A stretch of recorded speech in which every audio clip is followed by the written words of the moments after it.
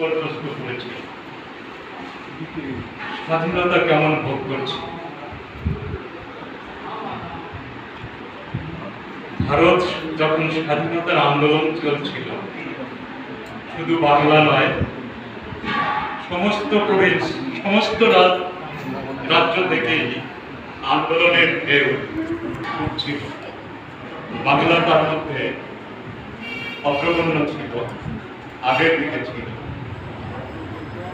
আর বাংলার সেই স্বাধীনতা আন্দোলন তার পুরোধা ছিলেন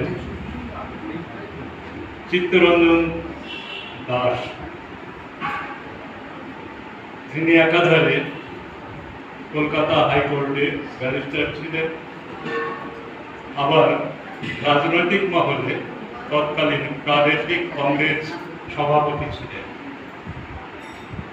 তখনকার বাংলা প্রদেশ, বর্তমান বাংলাদেশ এবং আমাদের এই পশ্চিমবঙ্গ নাই। তো এই স্বাধীনতা সংগ্রাম চালাতে গিয়ে তাকে যে অক্লান্ত পরিশ্রম করতে হয়েছে, তার স্বাস্থ্য ভেঙে পড়ল।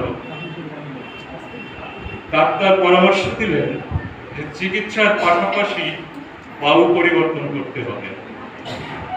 বায়ু পরিবর্তনের জন্য তিনি গেলেন দেওঘর সৎসঙ্গ আশ্রমে।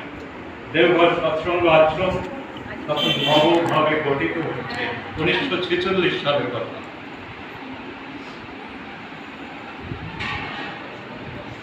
তো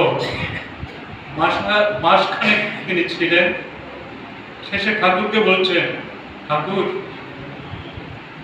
আমাকে যে যেতে হবে। ঠাকুর বলছেন, দাঁড়া, আরো কিছুকাল রেখে গেলে ভালো হয়। আবার দাঁড়া বললেন, ঠাকুর কেমন করে থাকি। বরিশালে একটা মিটিং এর ডাক দেওয়া হয়েছে,